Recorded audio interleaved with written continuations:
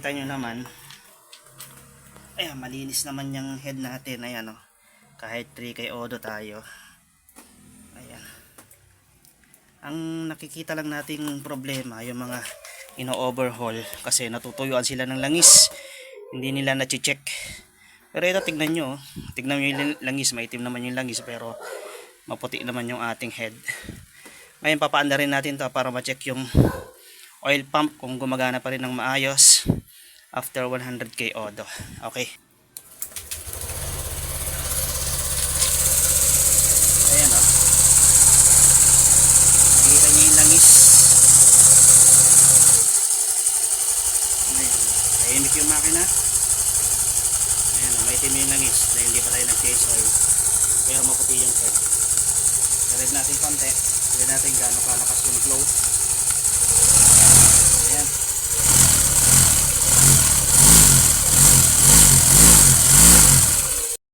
Pero sa mga nakakaintindi at marunong na mag-DIY, nasa inyo na kung susundin nyo yung aking gagawin dito. 100k Odo PMS part 4 na tayo kasi schedule natin ngayon ay change oil. Last change oil natin ay 99,500 Odo. Ngayon 403 na. Sa 4k Odo na, hindi pa tayo nakapag-change oil. Pero interval ko talaga 3,000 Odo.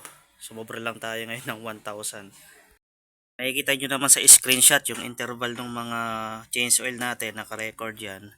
Every 3k Odo. Ngayon lang tayo lumagpas ng 4k. Pero sinisigurado natin na yung ating oil ay nasa tamang level. So buksan natin to. Ayan. Ayun. Pasan natin. Ayan na, hindi ko iti-thread. Sukat lang natin. Ayan. Ayan o. Nakikita nyo, nasa tamang level yung oil. Ngayon kung iti-thread natin. Ayan. Ito yung makikita mo. Ayan. O.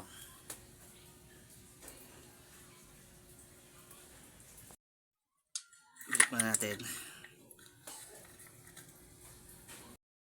Kung specific na oil na gamit, paiba-iba ako. Honda, Uni-Oil, Goodyear. So, yun makikita nyo sa picture sa interval ng change oil natin. Ito, Goodyear natin. Ang gagamitin natin ngayon, 800 ml.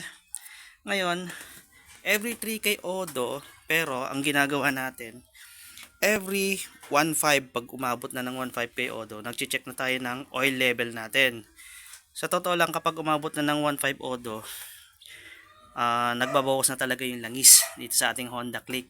Hindi dahil sa may usok o kumakain ng langis, dahil nag-evaporate yan sa sobrang init katagalan. Ngayon, pagdating ng 1.5 Odo, nagdadagdag ako ng 200 ml na bagong langis ulit para paabutin ng 3k Odo. Ibig sabihin, after 1.5, nababawasan na yung langis natin ng around 200 ml. Tapos pagdating uli ng 3k, nababawasan uli yan ng 200 ml. Saka uli ako nag-change oil. Pero syempre, every other day o mas maganda every day, i-check nyo lagi yung oil level ng inyong mga engine para sigurado tayong hindi tayo magka-problema. Dati nung bago-bago pala akong nagmamotor, talagang sinusunod ko yung 1k hanggang 1.5 Odo na change oil interval. Pero nung naging ano na tayo, angkas rider, so medyo napagtanto natin na magastos talaga yung pag-change oil ng langis kapag 1,015 Odo. Pero syempre, tinignan natin, pinag-aralan muna natin ng mahusay yung ating motor at performance kung pwede nga bang mag 3k Odo. Ngayon, mahigit isang taon na akong nag-i-interval ng 3k Odo na change oil at wala naman tayong nararamdaman sa ating makina na kakaiba at smooth pa rin naman. Ang importante lang sa atin ay yung oil level ay dapat tamang level bago tayo bumiyahe. Bago tayo mag-change oil, check muna natin yung ating head. Tignan natin yung ating oil pump kung gumagana ba ng maayos dahil matatapon din naman yung ating langis. Bago natin palitan ng bagong langis, i-check na natin dahil 100k Odo na tayo. Baklasin muna natin yung ating upuan at itong bearing sa harapan. So natanggalan natin yung upuan. Tatanggalin na lang natin tong kanyang head cover. Alam ko na medyo masalimuot yung usapin pagdating sa change oil interval no. Pero hindi ko naman sinasabing gayahin nyo. Ang recommended ko lang din sa inyo sundin nyo kung ano yung payo sa inyo ng mga inyong mekaniko, lalo sa mga hindi pa marunong mag DIY at hindi pa marunong sa ganitong klase ng gawain, sundin nyo para wala tayong problema at hindi kayo magkakaproblema. Pero sa mga nakakaintindi at marunong na mag DIY, nasa inyo na kung susundin nyo yung aking gagawin dito pagdating sa oil change interval. Nasa inyong pangunawa kung ano sa inyo, para sa inyo. Makikita natin tong head no? Kung ano itsura, anong kulay kapag 3KO din na yung ginagawa nating oil change interval. Bubuksan pa natin yung head. Natanggal natin yung tornilyo. Tanggalin na natin tong cover. Tanggal ko na yung tornilyo dito sa shock sa likod para umangat yung head dito kasi hindi ko mailabas tong head cover. Ayan, nailabas na. Tapos kung makikita nyo naman, ayan, malinis naman yung head natin. Ayan o, kahit 3K Odo tayo. Ayan. Ang nakikita lang nating problema yung mga ino-overhaul kasi natutuyuan sila ng langis, hindi nila na-check. Pero ito tignan nyo, tignan nyo yung langis, maitim naman yung langis pero maputi naman yung ating head.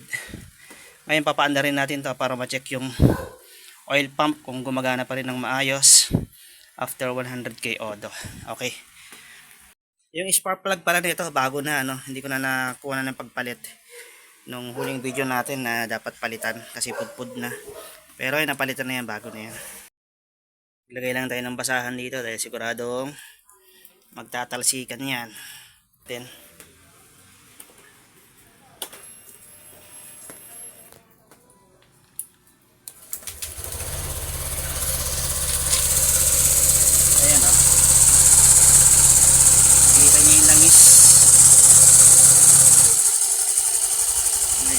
tahimik yung makina. Ayan, maitim yung langis dahil hindi pa tayo nag-change oil pero maputi yung head. I-rev natin konti, hindi natin gaano kalakas yung flow. Ayan,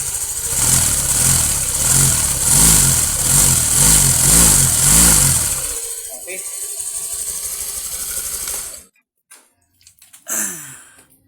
So good na good yung kanyang oil pump.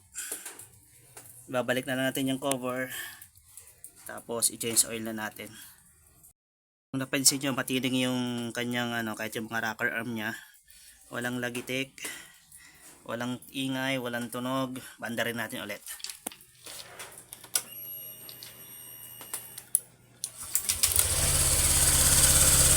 Ayan.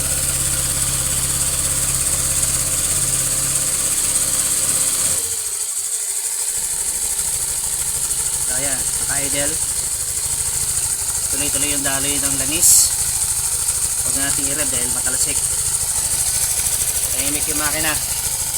Mahigit isang taon na ganyan yung interval natin, 3K Odo. Okay? Kapag ganitong nabuksan na yung inyong head, checkin nyo to. Ito, yung sprocket ng timing. Kapag ito malikot, ito yung dahilan ng mga ingay na pag may naririnig kayo. Isa sa mga dahilan, ayan. Tapos ito, ayan. Ayan, normal. Ayan.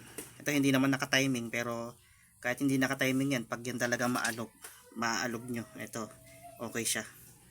Ayan. Tapos sisilipin nyo na rin yung pump kung may leak. Ito, very good naman. So, okay lahat. Ayan. Nagkalangis na dyan dahil pinump natin kanina na maandar para matesting yung kanyang oil pump. Balik na natin yung cover. Ayan, nabalik natin yung head.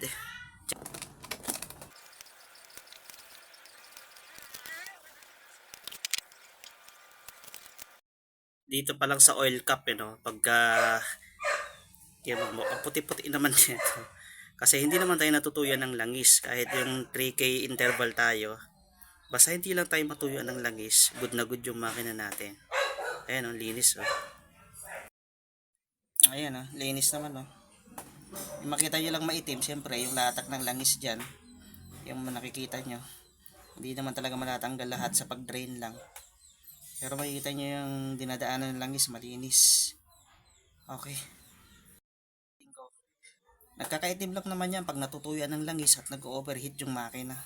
Pero kung alaga sa langis na hindi natutuyuan, good na good pa rin kahit 3K Odo. So ganyan kaitim yung kanyang langis. Balik lang natin kanya yung kanyang oil plug. Then salinan natin ng langis.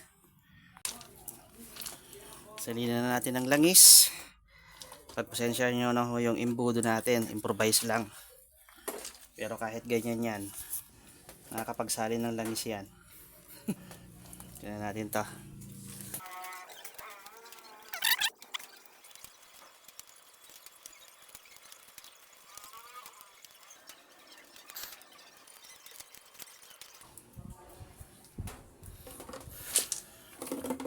Yan, sukatin natin.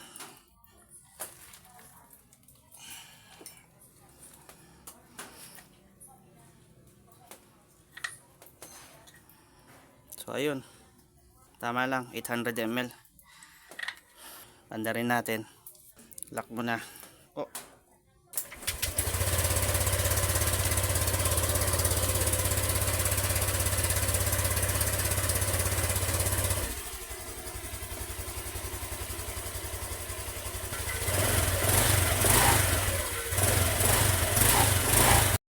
Balik na lang natin yung mga binaklas natin.